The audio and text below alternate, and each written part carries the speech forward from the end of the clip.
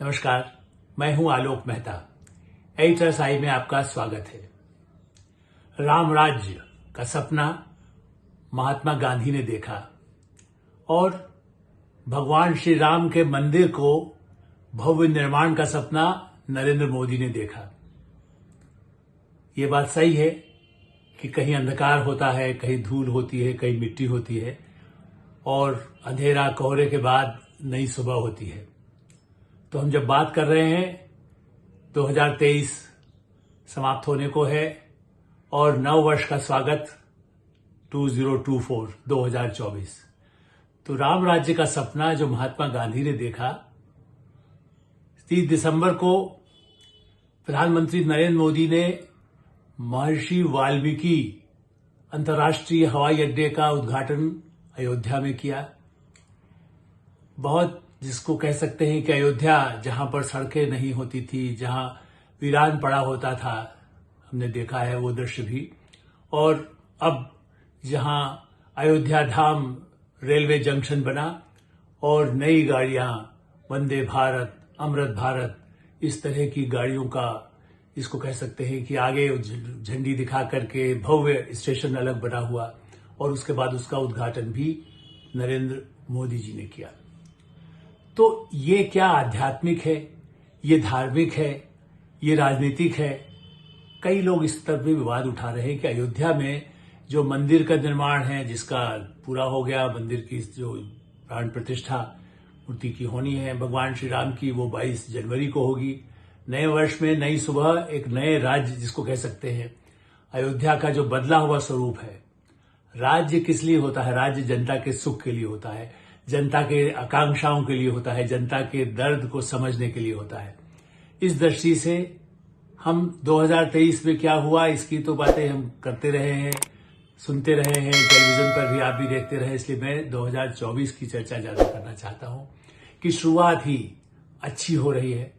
जब जो करोड़ों लोगों की एक आशा आकांक्षा थी, जो भारत में नहीं विदेश में भी बसे हुए भारतीय हैं और केवल धार्मिक कारणों से नहीं, उनको लगता है कि ये राम जन्मभूमि है, हम वेटिकन जाते हैं।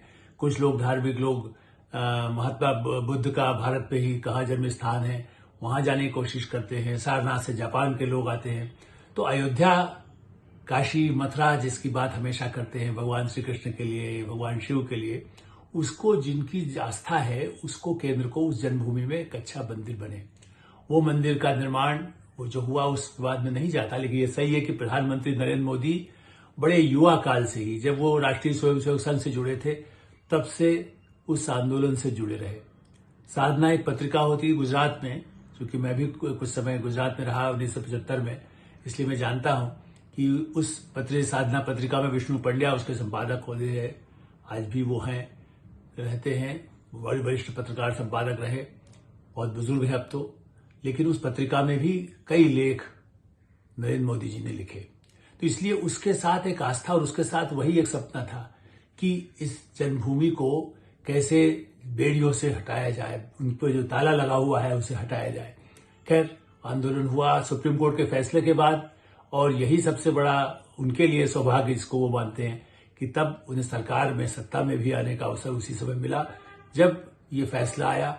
और पिछले कुछ वर्षों के दौरान ही, अब देखिए 1.5 वर्ष में तो केवल इतना बड़ा अंतर्राष्ट्रीय हवाई अड्डा तैयार हो गया, जहां 1.5 वर्ष में एक मकान नहीं बन पाता है जिस देश में। इसी तरह से आज ही 30 दिसंबर को 10 करोड़ लोगों, महिलाओं को, जो कहना चाहिए परिवारों को, गैस देने का, जिसे कह सकते हैं आज 10 करोड़ की संख्या पूरी हुई।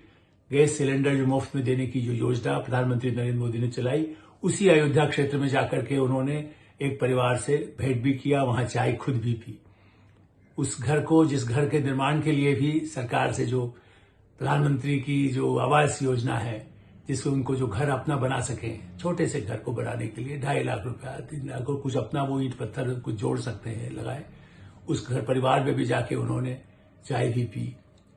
ये एक कल्पना केवल जन्मभूमि जो है, या जो जितने धार्मिक स्थान हैं, मंदिर है, मस्जिद है, गुरुद्वारे हैं, चर्च है, गौतम बुद्ध के मंदिर हैं, चाहे जैन धर्म मंदिर है, ये समाज को जोड़ने के लिए बने। इनमें समाज को शिक्षा दी जाए, शिक्षा, स्वास्थ्य की रक्षा की जाए, उसके लोगों में उनको रोजगार के लिए कोई आत्मनिर्भरता आए। तो आप ही बताएं, जब 10 करोड़ लोग हर साल अयोध्या जाएंगे तो क्या इससे लोगों को रोजगार नहीं मिलेगा? क्या वहां के लोगों को रोजगार नहीं मिलेगा? प्रारंभ में बताया गया है कि 3 करोड़ जाएंगे, बाद में वो संख्या 10 करोड़ तक पहुंच सकती है हर साल। माने 3 लाख लोग रोज कम से कम जाने का अभी इसी 2024 से शुरू होगा। तो शुरुआत अच्छी है। और उसके साथ चुनावी वर्ष ऐसे राजनीतिक लोग, कुछ राजनीतिक दल कहते हैं हमें नहीं बुलाया, हमें जाना है, हमें नहीं जाना है, हमें विरोध करना है, धर्म से जोड़ा जा रहा है। राम राज्य महात्मा गांधी ने जो कहा था तो धर्म से नहीं जोड़ने की बात थी, समाज को जोड़ने की बात थी। राजनीति केवल इसलिए नहीं कि वोट लिया जाए। यदि मंदिर का उद्घाटन होगा तो उससे वोट नहीं, वोट मिल रहा है जिसलिए गैस मिले, शौचालय बने गरीबों के लिए, किसानों को उसका पैसा मिले। आयुष्मान भारत में स्वास्थ्य के लिए यदि 4 करोड़ लोगों को स्वास्थ्य के बीमा से उसका लाभ मिलने लगा है, वो 5 करोड़ की संख्या हो जाएगी। ऐसी स्थिति और निरंतर बढ़ सकती है। कुछ और योजनाएं शुरू की गई हैं जिससे लोगों को उसका लाभ मिले, गरीब लोगों का कल्याण। ये जो पिछले 10 वर्षों में हुआ है, तो 2024 एक नई आशा और विश्वास का वर्ष माना जाना चाहिए। ठीक है, चुनाव में जो परिणाम हो, हम ये नहीं भविष्यवाणी करते कौन जीतेगा कौन हारेगा, नहीं है। हर चुनाव एक चुनौती होती है, युद्ध भूमि होती है, और इस दृष्टि से राजनीतिक युद्ध है, कड़वाहट जहर फैलाने की बात नहीं होना चाहिए। और इसलिए राहुल गांधी जब रोजगार की बात करते हैं तो अयोध्या को ही ले, काशी को ले, उज्जैन की मथुरा को ले, बद्रीनाथ केदारनाथ को ले, तिरुपति को ले, पुरी में जगन्नाथ पुरी जाने वाले लोगों के लिए सुविधाएं जो बड़ी हैं उसको देखें, जो शिरडी के साईं बाबा के लिए जो जाने वाले लोग हैं उनको देखें। क्या उससे केवल पर्यटन नहीं बढ़ता है, उससे कहीं न कहीं जो काम करते हुए जुड़े हुए लोग हैं, निर्माण कार्य, सड़कों का जो जाल बिछा है इतने वर्षों में, रेल लाइनें जो बिछी हैं, नई रेल लाइन आई है, तो उस पर रोजगार किसको मिल रहा है? वहीं के भारत के लोगों को मिल रहा है। आवश्यक नहीं है कि सरकारी बाबू तैयार हों। जो ब्रिटिश राज में था, जो एक मैकाले की शिक्षा प्रणाली बनाया गया कि आप सरकारी बाबू बन जाएं या सेना में भर्ती होकर अपने ही लोगों को जेल में डालें और अपने ही लोगों की हत्या करने के लिए, जैसे हत्या ही हुई वो, क्योंकि वो स्वतंत्रता के आंदोलनकारियों को भारतीयों से ही पिटवाया जाए, इसलिए सेना में अब भर्ती होती थी, वहां की मतलब सैनिकों की, पुलिस की, ब्रिटिश राज में। अब भारत की सेना आत्मनिर्भर हो रही है, वो सुरक्षा के लिए होती है। अब वो अपने लोगों की पिटाई सेना का कहीं जाकर के अपने क्षेत्र में, जब तक कोई बहुत ही असाधारण स्थिति पैदा न हो, सेना तो सुरक्षा का काम करती है। और अब तो हमारे पास परमाणु शक्ति है, अंतरिक्ष में हमारे साधन है, चीन से हम मुकाबला कर रहे हैं, अमेरिका और यूरोप भारत की तरफ देख रहा है। ऐसी दृष्टि में यदि ये कहा जाए कि रोजगार, सरकारी नौकरियां नहीं मिल रही, जातिवाद, जबकि धार्मिक आधार इस बात पर नहीं है। धार्मिक आधार इस बात पर है कि समाज में सभी वर्गों को, सभी जातियों को, सभी धर्मों को काम मिले। केवल जाति के आधार पर नौकरी दे दें, बस सरकारी बाबू बना दें, चपरासी बना दें, वो चाहे काम न करे, करे न करे। लेकिन इसलिए इस दृष्टि से नए वर्ष में रोजगार के लिए, शिक्षा के लिए, स्वास्थ्य के लिए अच्छी योजनाएं आए। अयोध्या के मंदिर के निर्माण के जो पूरा हुआ है, जहां स्थापना होगी, वहां उसका तो एक खुशी की बात अलग है। जो उन्होंने स्वच्छ अभियान तो 2014 से शुरू किया, तब तो कोई सोच ही नहीं रहा था कि तब अयोध्या का मंदिर बन जाकर तैयार होगा। अब भी उन्होंने कहा कि एक सप्ताह 14 जनवरी से लेकर 22 तक पूरे देश भर के हर मंदिर के आसपास और हर शहर में, चूंकि धार्मिक स्थान सभी जगह है, वहां पर यदि आसपास सफाई रखेंगे तो शहर साफ होगा, शहर होगा तो स्वास्थ्य की रक्षा होगी, शिक्षा होगी। इस दृष्टि से समाज को जोड़ने, समाज को आगे बढ़ाने के जो लक्ष्य हैं, वो भारत उस तरफ आगे बढ़ रहा है। भारत दुनिया को दिखा रहा है, दुनिया के पर्यटक आएंगे, दुनिया के लोग व्यापार पूंजी निवेश के लिए जितने बड़े पैमाने पर दुनिया की इकोनॉमी में भारत तीसरा नंबर पर पहुंचने की स्थिति में आ रहा है। जापान से भी हम आगे पहुंचने जा रहे हैं। ऐसी स्थिति में भारत की तरफ सब दुनिया देख रही है, पूंजी लाना चाहती है। शांति और सौहार्द की आवश्यकता है। राजनीतिक कटुता, जो दुश्मनी उससे भी अधिक खराब होती, भारत को बदनाम करना, पूंजीपतियों को गाली देकर के पूंजी को लगाने देने से रोकना, किसी अच्छे समझौते को, फ्रांस से भी राफेल लिया गया है तो अभी भी उस पर विवाद उठाना। फ्रांस के राष्ट्रपति तो जनवरी में भारत, 26 जनवरी गणतंत्र दिवस में भारत का शौर्य, भारत की संस्कृति को देखने स्वयं आ रहे हैं। जैसे भारत के प्रधानमंत्री फ्रांस के ऐसे उनके विशेष समारोह में गए, उसी तरह से हमने उन्हें आमंत्रित किया है और फ्रांस के साथ भारत के संबंध हमेशा बहुत अच्छे रहे हैं। तो शुरुआत बहुत अच्छी है।